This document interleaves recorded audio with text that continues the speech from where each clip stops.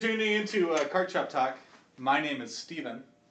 Uh, This is Shopkeeper's Quest. this is Shopkeeper's Quest. I mean, this is our The last episode. We're just going to be talking about D&D We today. haven't lost it yet. Our paladin failed his constitution save and got the flu. So, yeah, that's put him down for like several rounds of combat. So we're like unfortunately. we're streaming from Knoxville, Tennessee, and the minute snow hits and the temperature dips, Everyone dies. Everyone dies. No one can drive right. Yeah. They make some mean French toast. There's no eggs. Oh my gosh, yeah, no bread. eggs, milk, bread, which are all kind of perishable. Well, you just put your milk outside and your eggs outside, and the eggs freeze and your milk freezes, and you're sad. So yeah, I don't have a winter jacket. Keep that in mind. I've been so cold for 2 weeks. Winter jacket. You don't have a winter jacket? I do not have a winter jacket, Why didn't you tell me? and it's Touche. no, because there's been a few times I've been on the phone with people, and I've been like, I'm like walking to my car. I'll be like, I'm really cold, and they're like, why are you wearing a winter jacket? I'm like, I don't have one. I sound dumb. There's nothing I can do to like.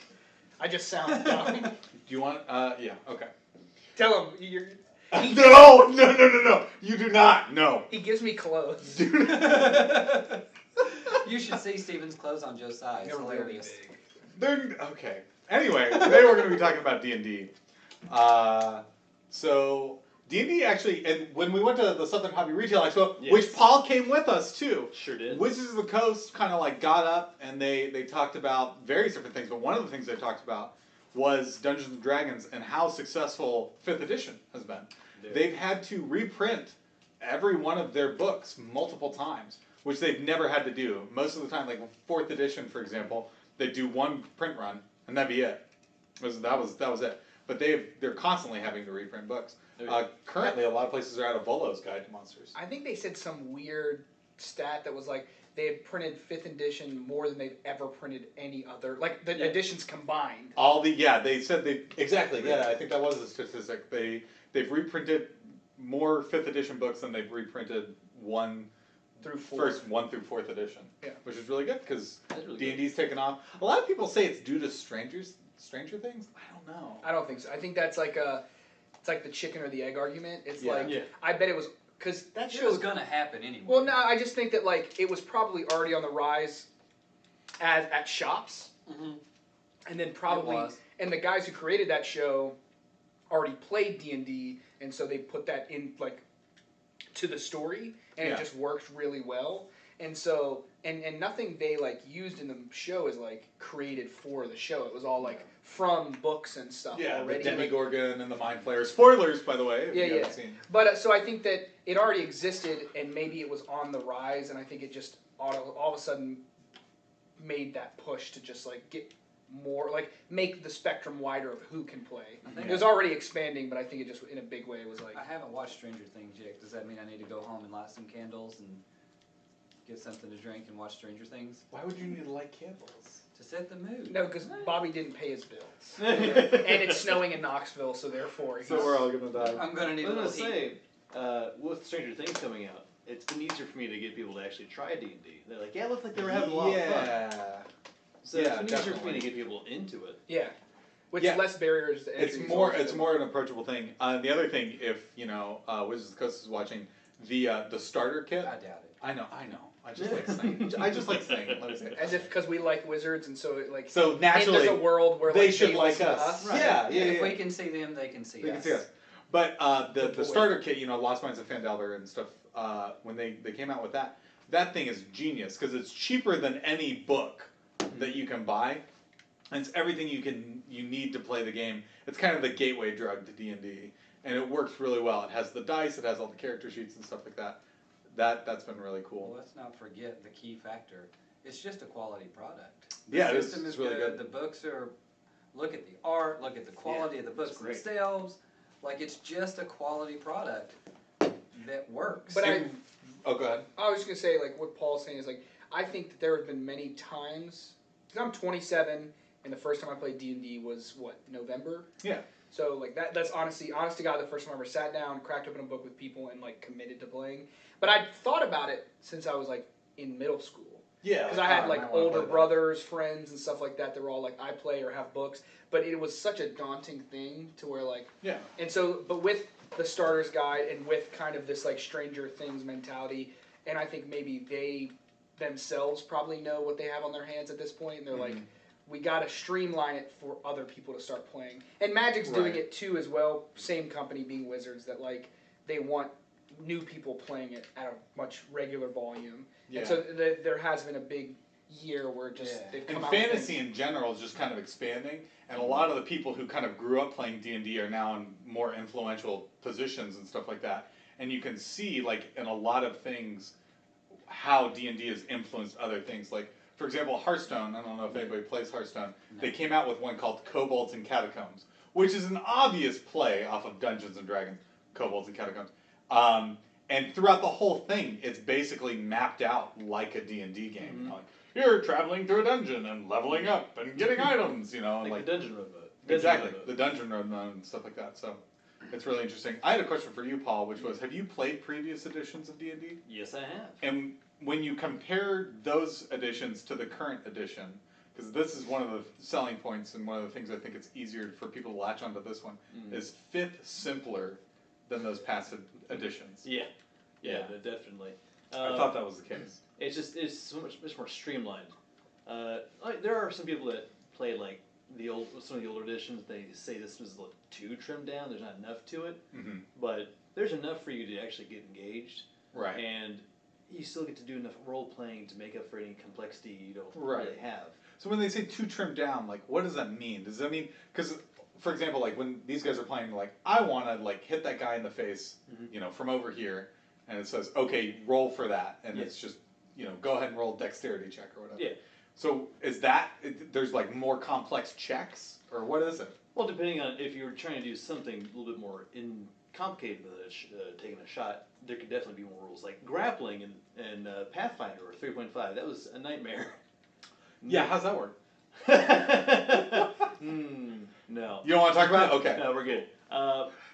Also, some people, for them, building a character is really fun and like mapping out how to like make the most min-max broken character. And it's really hard to do that really well in 5th edition. You can still kind of like get I feel like you kind of did that a little bit with the familiar that you created in our campaign. I might have some bad habits That's picked okay. up from previous editions, but believe it or not, I'm actually looking into ways of making that more fun for you. Oh, okay. Like in the game, so I'm good.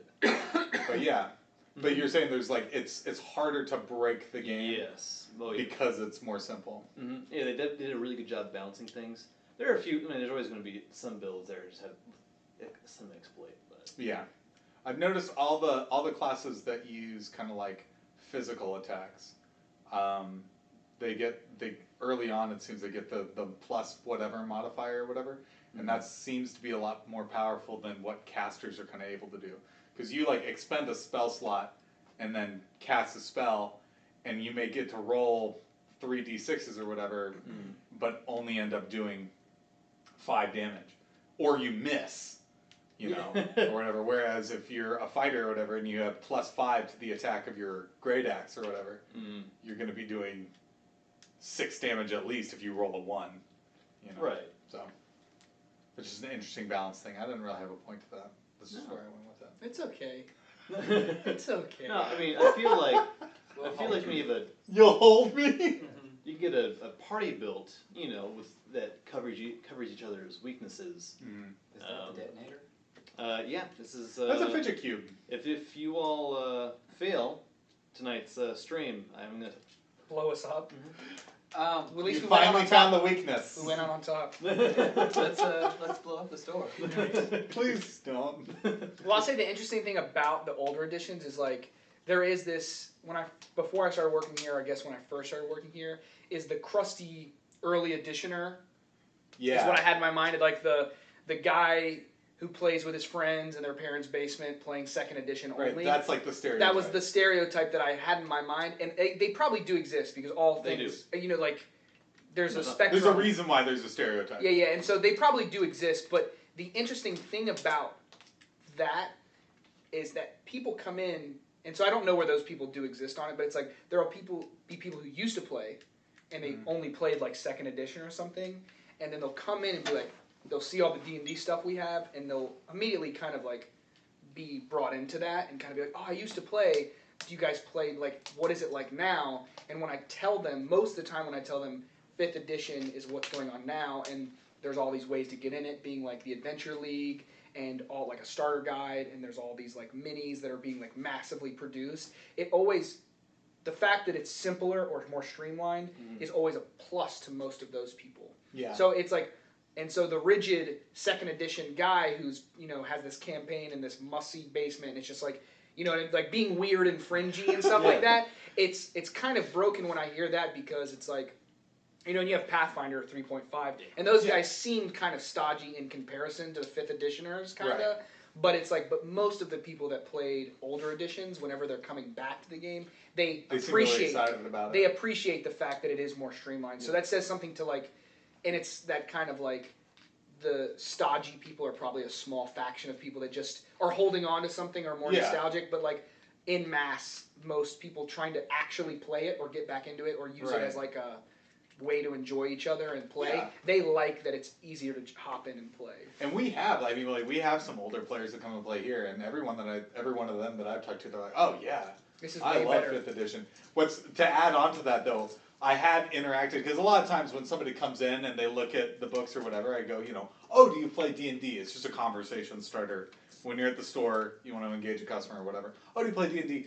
And more often than not, the kind of like the people who are kind of the elitist, I only play D&D advanced D&D or 2nd edition or whatever. They're actually usually younger. Like, they weren't around when that came around, but they've decided that was it was fringe enough for them to, I don't know, like to latch onto and be like, this is what'll give me the edge.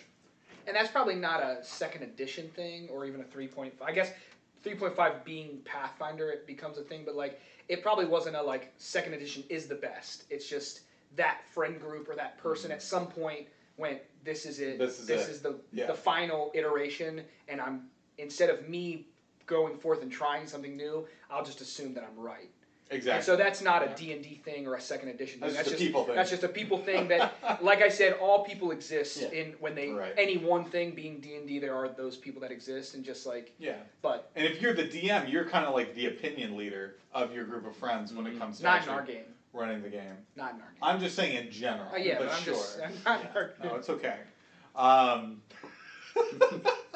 So you know, then if you are like the guy getting it all together and you're showing people how to play it and stuff, then of course, hey guys, we're playing D&D.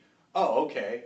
You're not going to tell them it's 2.0, and if you try to play anything else, you're dumb. Like, this is not going to happen. No. Anything to add, Bobby? Yeah. We're all, by the way, for those of you out watching right now, we're doing kind of a D&D talk. You know, we said our paladin's feeling a little bit under the weather. Bobby and Josiah have just completed a grueling pre-release run. 30-hour weekend. For the Magic the Gathering Rivals of Ixalan. So they're a little bit dead on the inside. Dead on the inside. I mean, they were dead on the inside before, so don't worry about that. Dead on the inside. But now they're like maybe double dead. Double dead. Yeah. Can you die twice? In D&D, you can die twice because you come back to life, or you can theoretically. So I honestly, Tomb of Annihilation. Unless it's Tomb of the Death Curse. Spoilers. I kind of like this that we're doing this night. I mean, Justin's not here. We really like Justin. He also streams. So Rogue Zebra. He's our most like experienced streamer, and it's cool to have him along and stuff like that. And we all enjoy him outside of D&D. But it is because him and I never played. Yet we work in a store that sells D&D. So not that we lie or anything, but we do have to like. Honestly, we find ourselves asking questions to experienced gamers much more, and so like we give them some information, being the cost and price and how to get XYZ, where they end up giving us the utility of that thing that they want, and we get to learn kind of this exchange. And then like he plays, and this has been his foray into DMing, and he runs the shop that DM is or Dungeons and Dragons is played at, and then Paul plays in games and runs games as well. And so it's like we all kind of have varying levels of stuff. Him being the most experienced DM, levels of experience, and then we know jack shit. And I've been working in a hobby shop for a very, very long time. I call it a hobby shop too, so people don't make fun of me. Yeah, I know. Yeah. Hobby shop. Yeah, Also- literally. Yeah, because when you tell somebody you work at a game store, they just kind of like, they're like a GameStop. Yeah, Like like what? a GameStop. Yeah. Oh. And then you just kind of no. Yeah, they're like. So hobby shop or FLGS, friendly local game store. I'm not good with anagrams. So they like. It's not heavy. They like, I tell them, hobby shop, because when you say game store and they say, oh, like a GameStop, you immediately turn 16.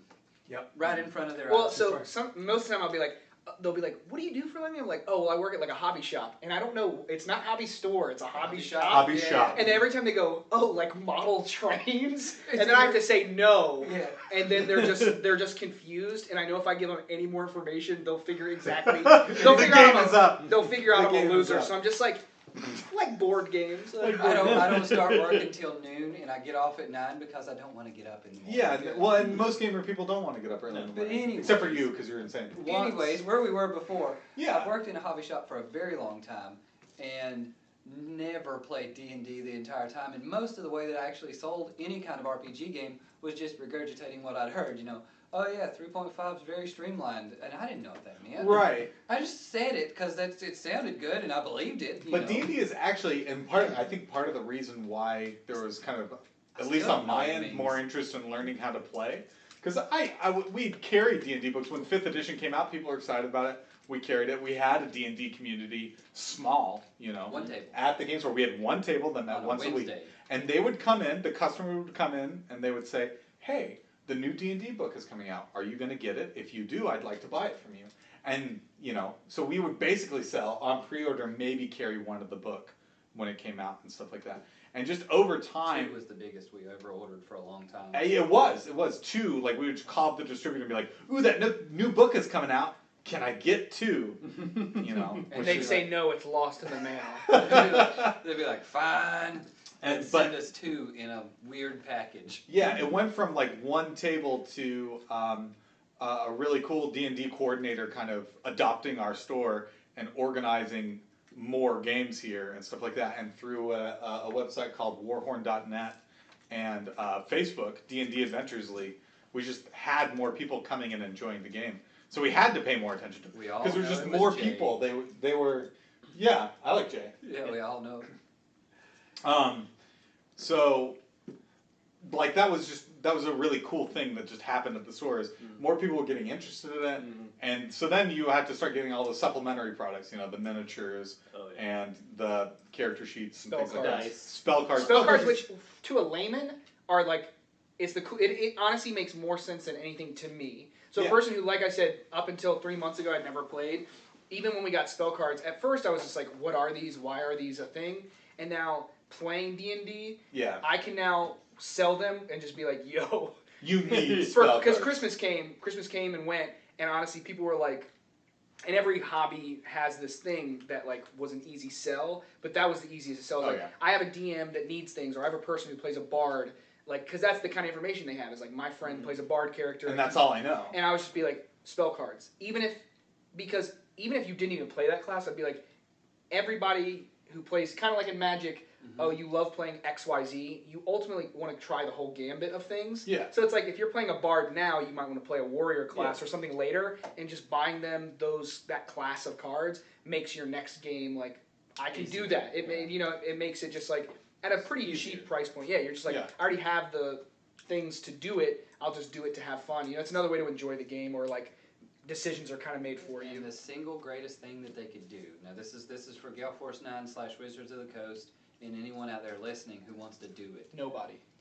I know no one's listening, but I'm talking to the 360 camera. It's cool. So one of them is us. The other one is Billy, our tech guy. Hi, Billy. If you're watching. Our tech guy. This is for archive too, Yeah. Anyways, for YouTube. the single greatest thing that they could do to change these up and make them sell better is to have a checklist, a deck list out there that tells you what spells come in each box. Oh my gosh, yeah, no, that'd be crazy. That way you don't double buy. Mm-hmm. If someone says, "Is this spell in this box?" I don't know. I'm not, and I can't open Yeah. it for them. Well, because every time they come out with something like Xanathar's Guide or Volo's Guide to Monster or anything like that, or Temple of Elemental Evil had Princess of the Apocalypse. Mm-hmm. Every time they come out with a new book, there's new spells, new backgrounds, new abilities. Every time they come out with something, and so they come out with a new set of spell cards. And no offense to Gale Force 9, I don't know where they're based or what their production I heard it cycle was is like. Australia. But I heard it was Australia as well. But I firmly believe that, and again, I know you're not watching Wizards of the Coast, but like Why aren't all the cards upside down? either Wizards of the Coast needs to like help Gale Force 9 get it together to where there's not shortages on these spell cards, or Wizards of the Coast, you make the most popular trading card game In the world. Take back the spell cards. You make the spell cards so that people don't run out. You have to reprint all the books. Do the same thing with the spell cards. Because I, as a game store, I am tired of running out. I'm tired of calling like 3 different distributors asking if they have arcane spell cards, only to have my rep kind of sadly laugh at me just because it's funny you're asking for something that came out 2 months ago and absolutely not, we don't have anymore. That's my complaint. I just want to sell things to people. I just want to Sounds like satisfy you might have people. a sore spot. A little bit. I think of all the local game store things that can go wrong, that's the worst one. It's just not having a thing that like, people want. Because you assume, if I ever went to, and this happened once, I went to a KFC and I was like, I would like a bucket of chicken, and they were like, sorry, we're out. Anything else? And I was like, I fucking hate you. You mean you don't? That's true though. It seems to, and so, but It's like, happened to me too. yeah, but for us, it happens. So as a game store, rarely do we not have a game, but it does happen more often than I think it should, and that's not necessarily our fault because we don't. Sometimes it is. Sometimes it is, but I say most of the times we are on top of what people want or need, and it's just a matter of we actually can't have said game someone wants. Right. And It's either exclusive or it's out or something. But something like that with spell cards, that's the thing where maybe you get somebody coming in looking for that sort of thing, and then it hurts us as a game store to just be like, no, we don't have it. Yeah. And then, because that customer is then going to go somewhere else. They're going to go online, they're going to go try to find it at another store. And if it's available there, then it super hurts. Fortunately, with the spell cards, like literally nobody has them. Yeah, so it's like we're not in direct competition with anybody, Amazon had them for like $200. Yeah. And then every time they run out, Amazon tries to sell them for a a ridiculous bajillion amount. dollars. Don't blame Amazon. Jeff Bezos will kill us. Oh yeah, no, we like Amazon. Bezos. Bezos. Not Bezos. Yeah. Actually, no, Actually, Bezos. Disrespect. You, all of you guys would be interested to No, to, Jeff, to know whatever what it is, I'm sorry, game Jeff. store Don't owners kill have to me. say about Amazon. So, yeah. What was I gonna say? I don't know what I was gonna say. It doesn't matter. I hate myself. So, one of the key things that I think for D&D that's really good, especially since I sat behind the counter all day on D&D day when our biggest day is Monday. I think Monday. you should call it D&D Day. No, Makes I it sound more intense than it is. Yeah. But it is pretty like intense. people are like running and getting hit by D20s and stuff. No, it's like okay. So on Mondays, that's our biggest day for D&D. I'll have people come in and they'll be like, and you can kind of tell the player base we have is really good, but there's a certain I really like our D&D community. no, they're really great. There's Yeah. a certain demographic of people who come in and they want to play D&D, and you can kind of easily identify them. And the like way in which they ask me, Sure. do you have D&D here, is usually very shy. They're It just is. not very Yes. socially active or socially outwardly. Well, it's also, to be fair, kind of a weird question. Like, No, hey, it is do a you weird play this, question. like tabletop game here. But they come and ask me Where that. do you and, play it? and Because so our that's play space is in the building next to us. one of the great things. Quit talking over me. Sorry. Or you're fired, janitor. Or you're Hi, taking out my the name's trash. Steven. I'm the owner of Level Up Games and Hobbies, but my official title is janitor. So you interrupted me again. So anyways, Do you not like it when I do that? I love it. So anyways, they like come in and like, hey, do you play D&D here? And they're very shy and awkward, and that's fine. Wizards of the Coast is has done a very good job of being open and accepting of everyone. They do a great job of that. Yeah. So And giving them confidence to come, Yeah. come here. So Yeah. for these people, some of them, this is gonna be their only social outlet for a while. So they come and they talk to me, and I try to be friendly and talk to them, and we have a back and forth, and I try to bring them out of their shell a little bit and be like, yeah, no, it's great. Come play D&D here. We'll help you out. We'll help you find a table, everything, and it's great because they're just like not used to this type of thing at all. Most of their social experience was in school. Yeah. Now they're out of school as an adult, and they don't really have a whole lot of.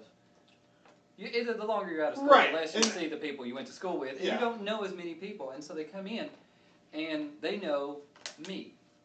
Just me. That's the only person Just they know Bobby. when they come in. Everybody in Knoxville actually knows Bobby. Yeah, so they And Warburg. when they come into the store, they know just me. And so they come to me, straight to me, and skip everyone else. Oh, I was here for that. They come and they talk just to me, and I'm like, all right, we'll find you a table. So I take them, we go find them a place to play. They play, they appear to have a good time. They usually come over after it's over, and they're like, that was great or something, Yeah. And I'm like, yeah, no, next week, Like come on next back. year, come and play. A few weeks later, this person who only knew me in the store doesn't even talk to me anymore. They don't really care. Because they've got a bunch of friends now. They've got a group of friends Yeah. now, and it's even better to me to watch them blossom as a person. Yeah. And like do things with their friends outside of the store. Like all of a sudden they've all got like some kind of weird group chat going on. Which is great. But see, so one of the things maybe that sounds weird, like, oh yeah, like we think it's weird that people come in and try to talk to us. It's not that. We actually, as a game store, we take pride in being a place where people can kind of like meet and have a community and stuff like that. So it's one of the things that we like about the game store. So D&D is really cool about, if somebody doesn't have kind of like a social outlet or something, D&D provides that because you have to talk to people, but it does it in a safe way where maybe you can pretend to be somebody that you're kind of not, or you can just be like, oh yeah, I'm doing that in character or whatever. And everybody kind of is passionate about that game, so it's a nice connectivity. Let's just face it: if you're the type of person who requires structure and rules and thrives in that, there is structure and rules for most of the game. Yeah, what you do outside of those structures and rules is up to you, and there's no limit. You can learn a lot about also social interactions from that. Also, having a framework makes it easier to start a friendship. You know what I mean? Yeah. Like you could get 8 people in a room, and if you just put 8 people in a room with no goal, they're not gonna really get to know each other. You know what I mean? But the minute you go get in a room and build this Lego, you're this, you're this, you're this. You're the foreman of the job. You're the person that opens the bag. The minute you have those goals and that framework, all of a sudden at the end of that 30 minutes, you're gonna have a polished, finished thing, and everyone's going to have had to talk to each other and work together and be cooperative, and probably have enjoyed it in some form or fashion, especially if you brought yourselves there. Yeah. But I will say this to add on to what he was saying, is that a local game store is in fact a place where we do let our freak flag fly. Oh yeah, no. Absolutely. We are shamelessly. We're not an accounting firm by any means. No. Which also means that we have our own a little bit of fun side that they don't get either. Yeah, there are a lot of things that we do for fun that y'all just don't get to do. You just your don't job. get to know about. Yeah. Or know about or do. I'm just you know what I mean? I get to talk about D&D with people, and like I said, you literally get to hear about some guy killing his friends in a game for 30 minutes. That's a part of my job, which people don't get to do that. I get paid to do that. Things like that. That actually brings up a good peeve of mine, and Polly, you can tell me what you think about this. Okay. Rolling evil characters. I just don't like it. And I will tell you this, as somebody That's the reason why verb is good, neutral, or whatever that alignment is. That's right. I made, in our D&D campaign, I made them all roll on the good chart of alignment. And, you may disagree with that, and I respect that. Hashtag yep. But just sitting behind the counter and hearing people tell me about D&D, I can't tell you more frequently than any other thing, players will proudly tell me, yeah, my character's evil, and I'm gonna make everybody sad. No. And I just don't know. I don't see that. It's a co-op game. It's a co-op game. Have you rolled an evil character ever, Paul? Have you DM'd for evil players? I have done it done it once, Okay. and it was after much consideration of how I was going to do it. Okay. So I decided I was going to be a smart evil person. Okay. Not And- chaotic stupid. Not chaotic stupid, no. So what I was going to do is hitch on to with these adventurers and befriend them and get my trust and my loyalty, get that bond going on. So they, it's Yeah, so they trust friends. you. Yeah. Like friends. Like friends. You know, when you use your friends to You get know, what you want. when you're Yeah. nice to someone so they'll be your friend. Yeah. Yeah, no, I follow. And Paul, you're scaring me. Those boots. Well, you gotta think about it. I mean, it's always a possibility. Always. And then I would do things that would not go against their morals because they're my minions. I don't want to lose them because they're very useful. Oh yeah, you view them as your minions. Yeah. Yes. And then I would work on my own goals and anything that might be. Would you have to Like- work more with your DM for that? You have to work for your DM because you have to have your own storyline that you're going towards. Right. He has to give you opportunities to. You have to have a further your reason goal. to be sticking with them. So would you be like passing notes and stuff to the DM? You could do that. You can do notes or text, whatever. But basically, it would have a thing where it's like, hey, I want to try to become the king of this country. So I would make little subtle power plays and like. So- make so sure you it's- wanted, I like, see what political you're doing, power. Cause Yeah. Hitler was evil, but he was really nice to his party. Yeah. I guess that. He yeah. gave him badges. I was playing Yeah. Hitler. Whew. All right. He took Cool. a dark slope. That took but like, have you But DM'd fair, for good- evil good players? comparison. Yeah. No, because Do you make them not play evil players too, characters as well? if I were, I have not yet because I mostly run only pre-made adventures, Right. and those are all good aligned goals. Right. So that's the other thing. Everything that Wizards of the Coast comes out with, like Horde of the Dragon Queen and stuff like that, when you read through these, and these are really nice, they lead you through, like, in this chapter, these things happen, and, players can discover this, that, and the other, all that kind of stuff. It's kind of all under the assumption that the group of adventurers that have come together are on just a general quest to do good, right? And so a lot of times, in games that I've played with my friends and stuff, they thought it would be a good idea to play evil characters, and most of them are dead now. I don't know why. But not all of them. There's one left, and he's going soon, I promise. But anyway, Then he's bad at being evil. it just because you want to role play, you want to be like, what Yeah. does my character want, and stuff like that, and it's hard to do that when there's this constant devil on your shoulder that says you're bad, be bad, and arguably, Burb in our campaign does bad stuff, and I'm going to give you more opportunities to do mischievous things. Yeah, but mischievous. Intentions are very hard to pin down. Yeah, Yeah. Bird's not trying to be evil. right. He's just Maybe just a little bit bad. He bad boy. he does what he wants. He's Well, a bad Burb. Well, I'll say this, and I think this goes with games in general, and also being cooperative. Cooperative is a word with no intention, and like it has no personality. It's like you can be so the thing about what he's saying is like a game being generally going towards a good goal.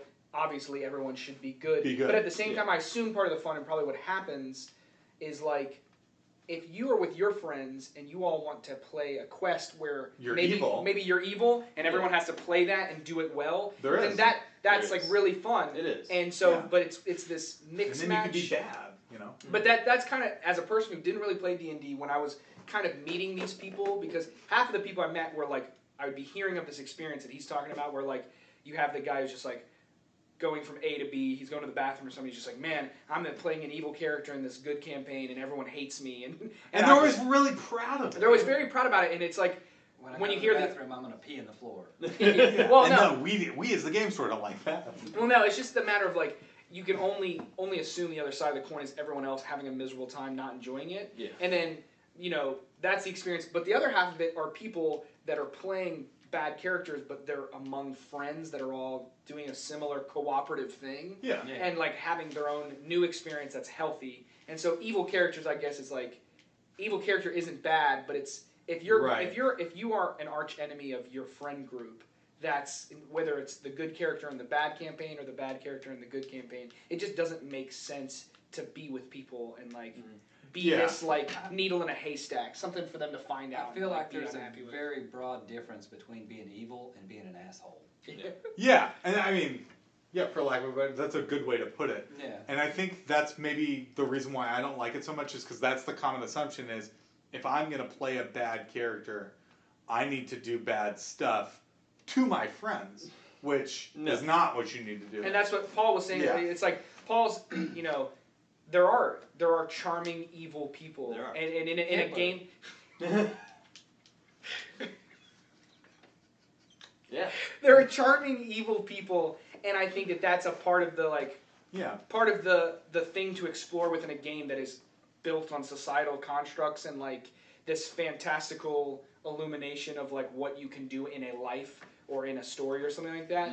It's like there is a way to play it, and it's a very thoughtful, really cool way to play something like that. Yeah. And then there's a way to have this other life where everyone's doing evil, and you're the person starting the cult trying to bring up a zombie. You know, that's a really fun way to play. But it isn't fun when you all are like trying to just pay your bills, and then some guy's constantly like Stabbing babies. stabbing babies. That guy isn't cool. Time to pay the electric bill. Yeah. So it's just like, and like I say, that isn't the most common thing we see, but it is. It's like an archetype of the person who comes to the store. Like And normally, I made my friends sad because I play an evil character. and that guy is normally, or that person is normally the outlier. That is that 1% of any game or any store or anything. He's just the guy who came here, and where 99% of the people are here to have fun and enjoy each other and meet new people and enjoy something that is super intensive and really A little time consuming and passionate inducing, you know. He's the one guy that just doesn't give a shit, really. And every week, he's like, yep, starting a new character. DM killed mine last week. I was yeah. I was an asshole to the party. And a good DM is just like, yep, you were an asshole to the party for this session. Too bad you're level 1. Too bad you're dead, and you're level 1. So that's, Bobby brings up a good point here too, is, so another cool thing about Adventurers League, D&D Adventurers League in the game store is it's kind of this crucible, and you know, you do have to kind of play the objective, right? Maybe a little bit more than you would in a home game.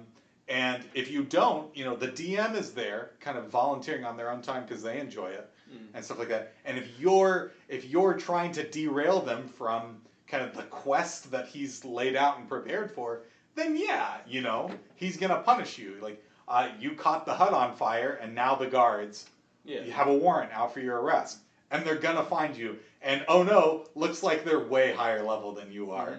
You know, here it comes. In chat we had Edwin Sue mention he doesn't allow.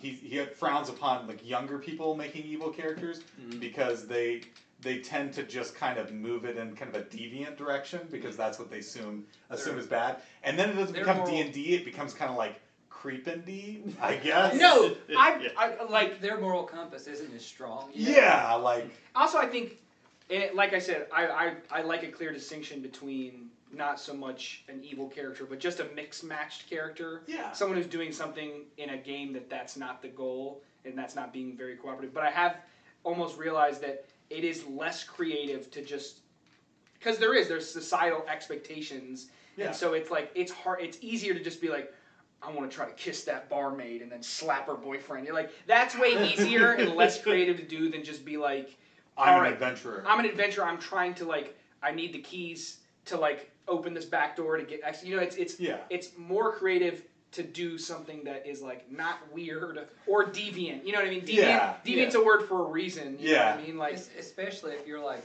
that kind of person where that's what you would do in real life. And it's like, right. Like, yeah, it's like sometimes you're just like, okay, buddy. If I could do whatever I want, I would do this. And it's because tell me how a normal human would do it. And that's less creative and almost like it's just I don't know, it's like bathroom talk. It's like boys talk where you're just like, you know no one can hear you, that's why you're saying it. But that's not what D&D is. Everyone can hear what you're saying, and we all think you're weird. Yeah. And, you know, and if you enjoy playing things like that, find the friends that do as well. Find the friends that do as well. They make games for that too. I just don't sell them in the store. And if you start to try to play that here at Adventures League and you get killed week after week after week, that's not the table for you. If you keep looking around, you'll find the table for you. I promise. There are so many out there, and it's so wide open and accepting to everyone. Even if you are like super down to be creepy, like you'll find that table and you'll have a great time. I promise. Yeah, absolutely. We're an ecosystem, and so we've got We got fish to protect. Biospheres. Biospheres. That's it. Biomes. Paul, has it ever gotten weird in the D&D campaign while you've been playing? Yeah. Nice. I don't know. I think Paul's idea of weird is probably different than mine. He's like standing there the whole time. He's just like, Well, maybe should I keep was my mouth playing shut. Rise of the Rune Lords for Pathfinder. Okay. Near the end there, I did not read ahead. I didn't realize in this area where there was a bunch of dungeons to go through, they put a literal sex dungeon in there. Oh, nice! And they That's went into that's it? In the They book, sure isn't did. it? Yep, And sure is. You get to choose whether you rescue them or. I seem to remember a table that played here took control of it. They took And control They just of the ran sex it. They were dungeon. like, And you know what? ran it. This is it. this is the end game! They You're looking ran for it. treasure, but you find a sex dungeon. You're like, yo. I found some treasure. Oh boy. They ran it. Put someone at the door and charge a fee. Yeah, no, they ran it. And I want to say they ran it and collected gold off of it for the rest of their campaign. Wow, that's some genius. Hey. I mean, you know, there were some entrepreneurs on that table Yeah. that didn't have any morals.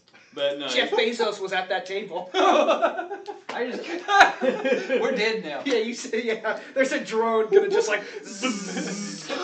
The Amazon stormtroopers are on their way. But yeah, so you said you've had yeah, no, it's awkward encounters of the 5th edition kind. There's a Those are certain- the best kind to hear about at the store. So like, Yeah. you know, there's a point where we're playing D&D and I want to play it a certain way, but then as a person working behind the counter, bring me that weird stuff. I want to hear. We I wanna want to hear hear the what kind. weird stories. I want to hear what kind of weird stuff you and your friends are Yeah. doing next door. Just- It's really the only entertainment we get throughout the day. Yeah.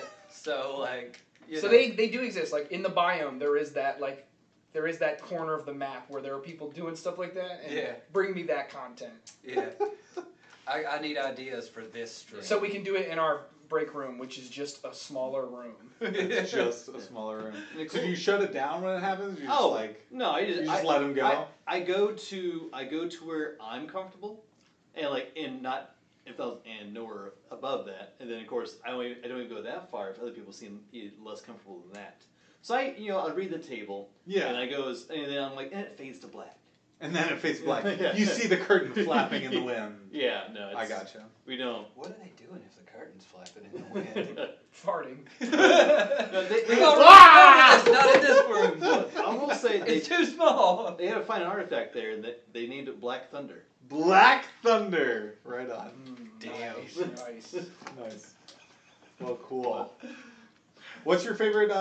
You played a lot of D&D campaigns at this point. I think Yeah. you're one of our more experienced players Yeah. at our. I have a whole life, yeah. What? I mean, listen, and then people come in all the time and they're like, "Oh man, I'm so lame for liking D&D or playing Magic," and it's just do what you enjoy. Yeah. Like, there's people who watch TV all day and that's what they enjoy. You know, it's just. It's As he's fun. saying that though, we all went back to we run a hobby shop. We run a hobby shop. But what's been your favorite campaign that you played so far?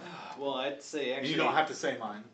Well, it's only been I don't have a 4 favorite sessions yet. of It's yours, only so been 4 sessions. still testing the waters. Yeah. But I have to say, actually, it's been Rise of the Rune Lords only because we actually have 1 session left in it. We're actually going to finish it. That's exciting. When are you It's finishing? really exciting. When are you finishing? Probably next Saturday. Ooh. yeah. Well, let me know how it goes. I remember talking to you. Is this the one where you're kind of trying to figure out how to maybe? I don't want to spoil it if they're watching, immortalize them or anything like that.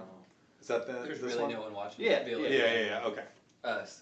You So- gotta figure out a good way to end it. Yeah. Have you prepared? How much prep do you do? Because I read through when I prep to run it and None. stuff like that. Yeah, he preps 0. When I read through the chapter, Yeah. and then what I always try to do is because these are well written out campaigns and Yeah. stuff, I try to find ways to weave in your personal stories into the material that's already Yeah. here. And sometimes that requires changing some things that happen in here, but not too much. Yeah. How much prep would you say? Could you put a number on it? How do you prepare? All right. Well, for systems, it's different. So for D&D. For 5th edition, it's actually been the easiest for me to prep for because I like improv. Mm-hmm. And when my characters come up and they do something, I'm usually able to come up with an interesting and novel way for them to do what they want to do, Right. or to weave in some sort of story aspect. Mm-hmm. And the adventures are well written enough that they're flexible. I can add stuff in. We can go diverge to a side quest, and you can come back later to a thing and whatever. That's easy. And then also for the characters, the stat blocks and stuff.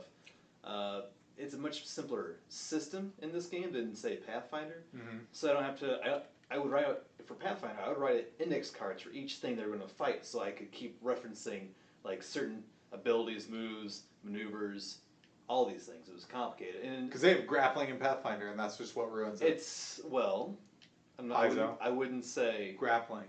Get rid of it. This is dumb. I don't know what it is. We used to actually.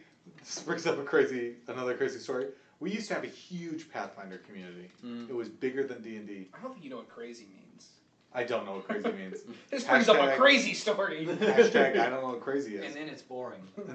This is a boring story about Pathfinder.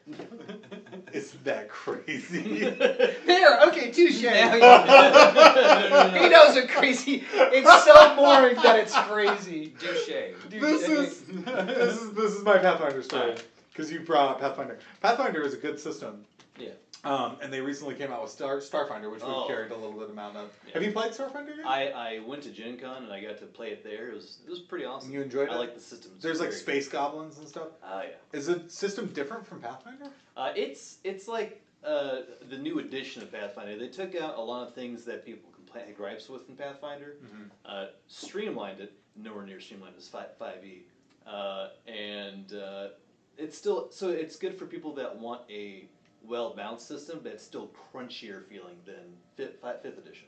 Gotcha, because there's just more calculations. There's more. Yeah, there's more you can do. More like just ways you can maneuver things. So if I understand the difference correctly, like Dungeons and Dragons allows for you to kind of maybe role play things more without rolling for something, and then Pathfinder says, "Oh, there's a dice for that." Yeah. Basically. Yeah. I gotcha. So, but back to my story, which was Pathfinder had this really, as a really streamlined volunteer community thing. Mm-hmm. And I don't know what they did, but they somehow made all of their volunteers mad simultaneously. And They took a volunteer job that had certain rewards.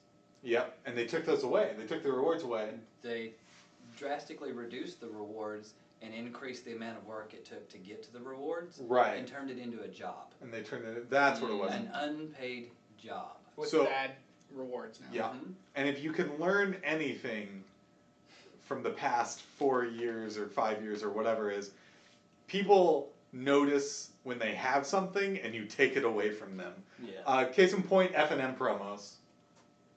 Keep that in mind. Don't drop our pay and increase our hours.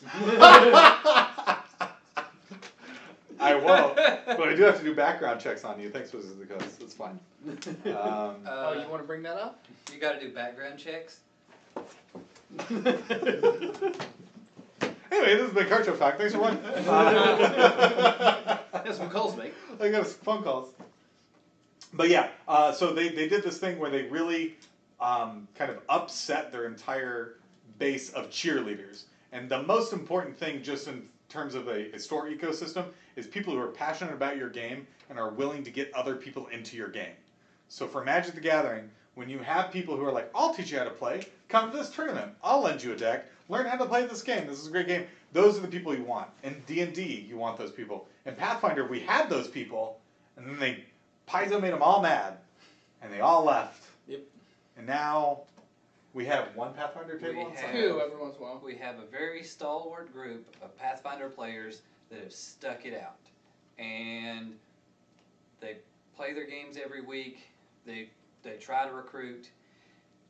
There's just a juggernaut out there, and it's 5th edition. And, like, Yeah. Starfinder was supposed to help. But I feel And like Starfinder was popular. Well, I It just was think Starfinder is like not a store game though, for whatever reason. it also... It just doesn't have the community behind it. Also, That's the big thing. all Paizo managed to do with Starfinder was split their player base. Now They instead didn't of... get any more players into it. No, they just... Well, it's cut just their- now you pick either Pathfinder or Starfinder. Right. Yeah. You don't play both. It seems like. Yeah. Unless you're crazy. Paul's crazy. Paul's a See, psycho. we know what the definition of crazy is. Psych. I know what a meme is. And yes, A meme. Edwin It's a Sue, meme. loss aversion. Exactly. It's a meme. It's a meme. What? Huh? I was just talking to chat. Oh, okay. What'd my guy say? Edwin Sue said loss aversion is the thing. People hate losing something more than they do not getting something in the first place. Yeah. So, and that's what Paizo did. They gave all of their volunteers this thing, and it made Pathfinder kind of like explosive.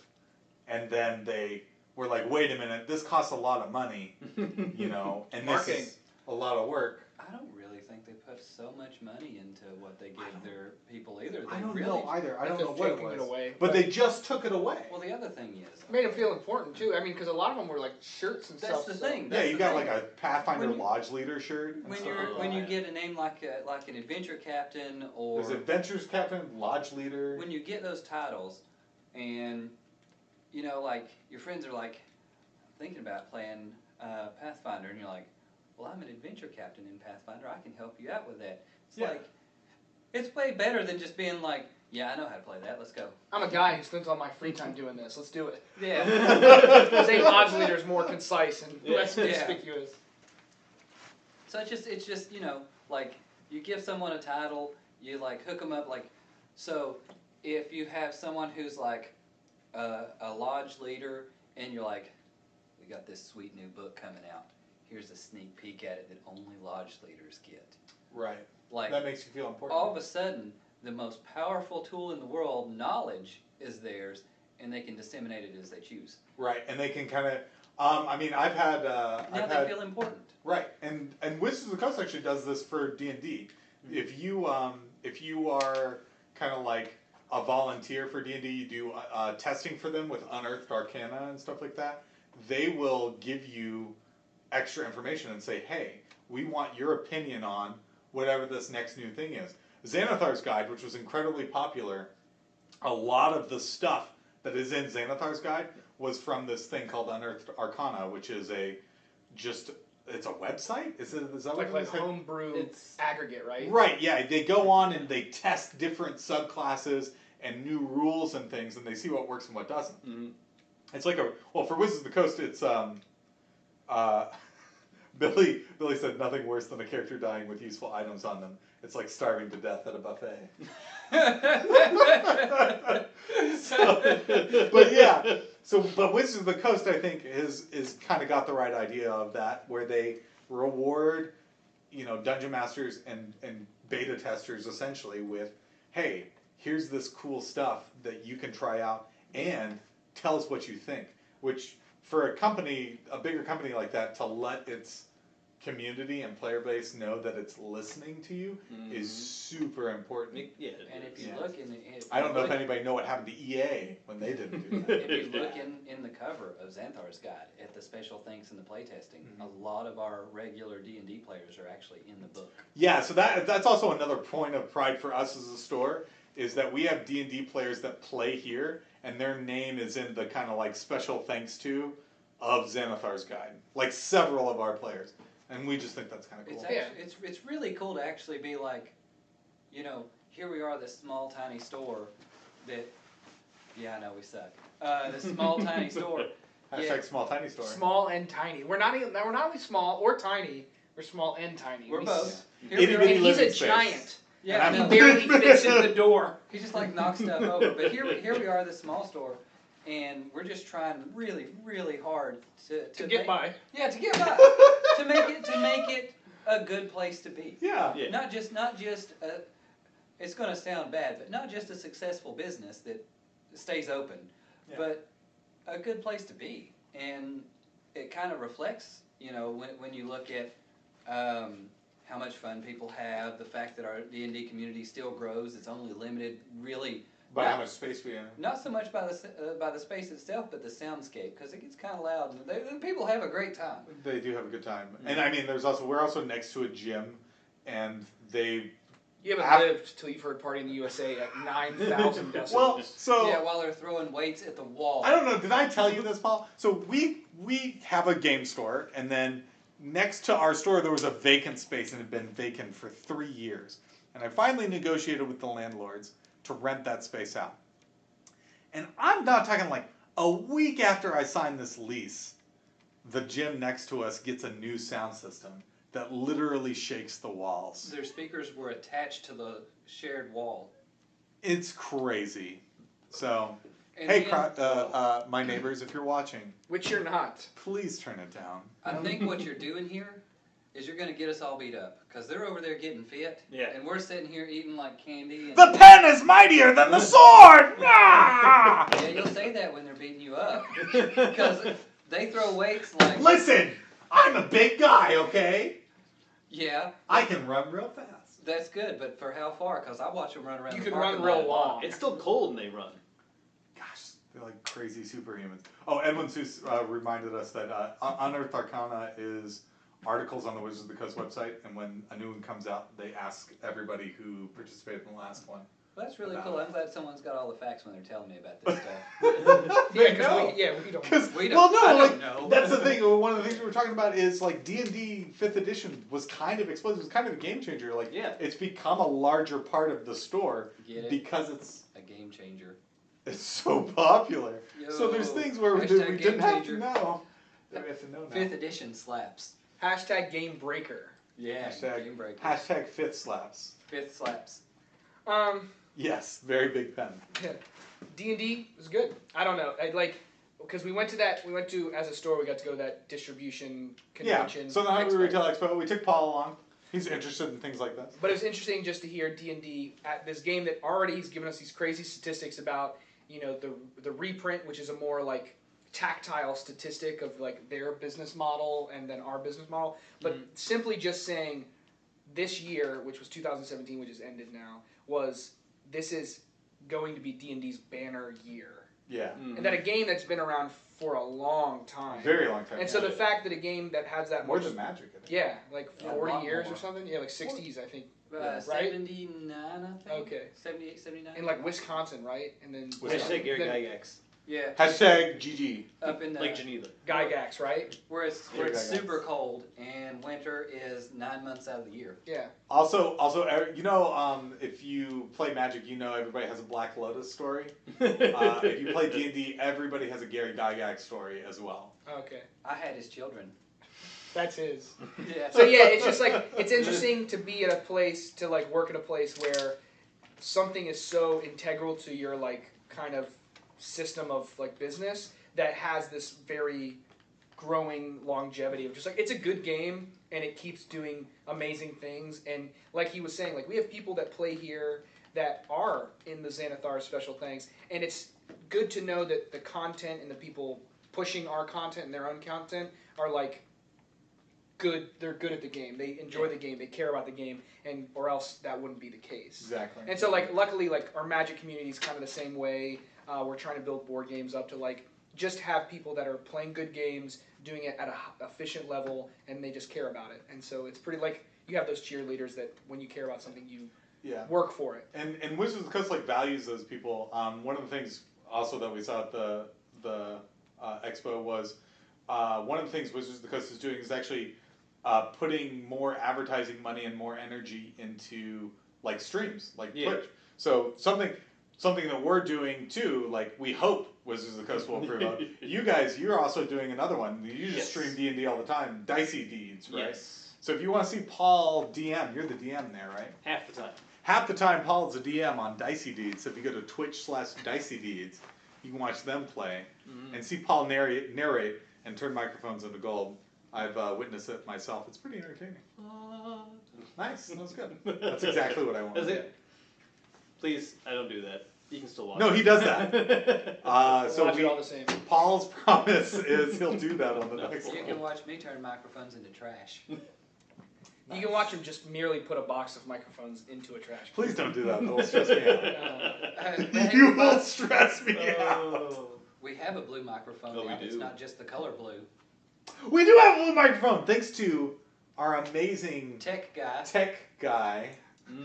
Billy. Billy. Blue snowball. Yes, actually. Because the last one we had was just the color blue. Oh, Yeah. Because that's not. somebody ordered it on Amazon. Heard the color blue was pretty good microphone. It's a great brand. Our tech Best, guy even better color. it reiterated that Paul's their favorite. I know that now. I know why. No, that's not true. Because we woke up to a message from Billy that went, "I had a really fun time on Friday." He was just asking about our life. He was just like, "Hey guys, how you doing? I had a lot of fun with you on Friday." I don't care what he's saying, by the way. I don't care what he's saying. He likes us. I'm just glad I got Steven to call him the tech guy. The tech guy. I'll have to check out. It was, Edwin Sue says that the growth of D&D plays on Twitch was interesting.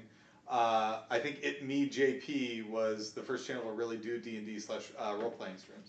I'll have to check that out. Yeah, that's really cool. That's cool. That's not true. We were the first. Yeah. Hashtag the first ones. Years after Critical Role started. Years after, yeah. All Who are they? Doesn't matter. We were the first. We were the first. Well, it's just like, it is interesting that technology is often like a catalyst, and so a game and D&D is interesting because it is.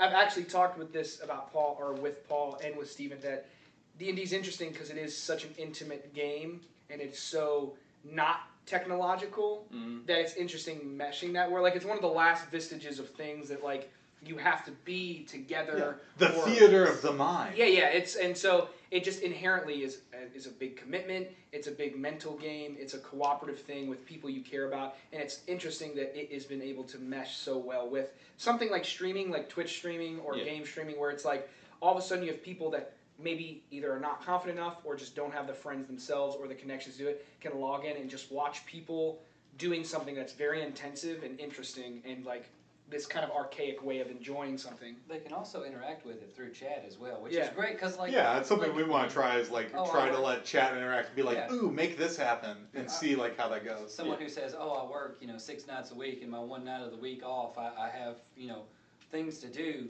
They can like watch our game after work and then like interact with us and make our lives harder. Well, make our lives more difficult. An interesting thing too is just like time is a weird thing where like we've been streaming now for like a month or two and we were streaming Magic and it's been a little bit more sporadic than D&D has, but that night, Friday night after midnight, we streamed Magic and that was a steady flow for about 5 hours and we had viewers up to like 11 to 13 people and it was probably people from somewhere else, not in America. Not locally. It was not, and that was a cool thing that for us, people are watching it and that's fun to have people interact with us and care about what we're doing, but also it was probably interesting for them because obviously they might not live in a place where it is easy to come to a game store or in a place where Magic is as popular as it is. Because I know in other countries, Magic being an international game, like people can't play it as easily as people in other countries. There's the product or they have a harder time getting the product, and like all kinds of things happen. During hurricane season, there were several game stores in Puerto Rico, I think, that just couldn't get any product in. Yeah. Like they missed shipment dates and things like that. Some of them were underwater and stuff. It just happened. So like being able to kind of interact with it and stuff like that, even from far away, is cool. Will people be able to tell you guys what to do on your stream and Dicey Deeds? They'll be able to interact. I will allow such things. Because if you do that, I'm going to watch, and I'm going to be like, do a backflip! I'm like, I'm You're not the father. Do a flip! You're not the father! You ever seen that? It's like on Maury. It's like one of those DNA things, and it's just like, you are not the father, and the guy's just like, does a backflip, and he's just like, and he like leaves. And that's the best, because like, he did not want to be that person's father. By the way, our tech guy, we should call him something else, something like tech guy, executive in charge of nerds, tech guy, technology guy. Yeah, we tried, Billy. IT. He showed me how to use the Keurig. He's our tech guy. Oh gosh. So now another point I'd like. We're gonna wrap it up soon, by the way. A very valid point I'd like to bring up that does involve us. Organized play. We do Adventures League here. Yeah. Now, thing about Adventures League is there's pros and cons. Con, you have to play vanilla 5th edition. You can't. Yeah. Can't do homebrew. No, can't do homebrew. Pro, and it's the biggest pro I think for actual organized play in any store, including ours. It happens the same time, the same day of the week, every week, regardless of if you're here or not. Yeah. So as you do home games, you know, somebody moves to a new place, the game falls to crap. Somebody no one shows gets up. the flu and they can't come to your games. Like today. Someone goes on to Mari and is not the father. Someone's not the father and they move out. So like anyone can drop in because it's the same game. And if you're out there and you're like, oh man, I don't know, like I want to go play, but what if it's like my last home game and someone leaves and then we never play again? We played 2 sessions and I spent all this money on dice and books. And we stuff. hear stories about that too, by the way. There's all kinds you of know, like if false that's your starts. fear, if that's your fear that the game is going to fall apart, try Adventures League. It might not be homebrew or like crazy. It might not allow you to do everything your heart desires, but the creepy stuff. One of the You key can't do the things creepy that stuff. happens at Adventures League is, like we said, you meet friends. So you come in and you enjoy this. I have seen several home games result spawn out of adventures. from playing in Adventures League. Yeah. And it's a good way to break that ice, to come into the store Yeah. and just be like, I'm looking to play a home game too. And you'll find passionate people who are not going to flake out on you whenever, you know, whatever happens, whenever you're creepy. And and then also you get to meet those people and interact with them before you commit to a home game, which is really nice. It is. Yep. The other, if you like, going back to what you were saying, Bobby, too, is definitely like try out Adventures League because It's a being safe part, space. Wizards of the Coast game stores that host D&D, you know, that's under the banner of Wizards of the Coast. Wizards of the Coast is a very open company. They're, you know, everybody is welcome and that kind of thing. So you should go and you should try a game of Adventures League at a local game store. Support that store. We're all about people supporting the local game store. Puts money back into your local economy. Keeps that store open. That's good, I think. I'm biased on this. Well, you can't go play I'll get a Amazon. raise if you do. You literally cannot go play D&D at Amazon or at Target or at Borders. Shush, dude, you're giving Jeff Bezos ideas. It's too late now. He's already going to kill me. My brake lines are cut, and there's a bomb in my car. Everyone Google Jeff Bezos laugh. It's crazy. That is crazy. His laugh is nuts, actually. Grab2995 says my LG as slaps. My God. McGriddle. Hashtag McGriddle. Edwin Sue, by the way, watching us from the Netherlands. Dude, thank you. And he says there's not too many places to play It's organized probably play tomorrow there now. That guy's living in the future. The future of everyone else should be subscribing to this channel and following. If you're enjoying this, we actually do play D&D on this stream. Yeah, normally we play D&D. Normally. One of our players is sick, so we decided to do this instead. And They've heard this 3 times. The next 2 Sundays I won't be playing, and you'll either. I'm gonna get you a guest star, but they won't play you. You're gonna be kind of like in stasis. We're gonna find a cool way to like. You'll see. It'll be cool. Man, I'm gonna be so No, lonely. it'll be way cooler than you getting knocked I'm out. gonna have to walk everywhere we go. Yeah. The other guy might carry him around. We'll see. In our game, I'm It a won't be big. the same. I'm a big. No, I'm not getting in someone else's sack. I'm a big. Damn. I'm a big lizard folk shaman. That's not what warlock. Warlock. I'm a warlock. Which is very shamanistic. And he's a Small Kinku Bard. A small Kenku Kenku bard. bard, and he sits on my shoulders most of the time. But I won't be playing for the next 2 games. But they will be playing their campaign at a scheduled time, which is Sunday evenings.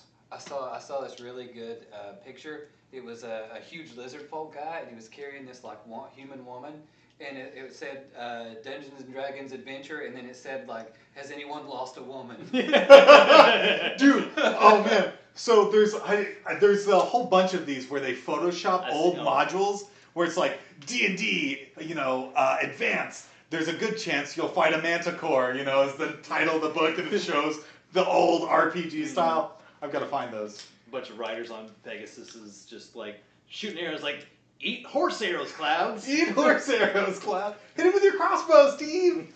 But I guess for our channel, we talked a little bit, normally we don't do this like weird panel thing, in which we talked a little bit about our store economy of just like what we do and what we think about it, which we'll be doing more of that on Mondays in the coming weeks, just kind of a weekly video blog about... Yeah, just about things going on in the overall gaming world. So yeah. And Magic and D&D, and then You're our gonna store learn specifically. about all of the triggers Steven has that set him off. Yeah, we're going to set them all off.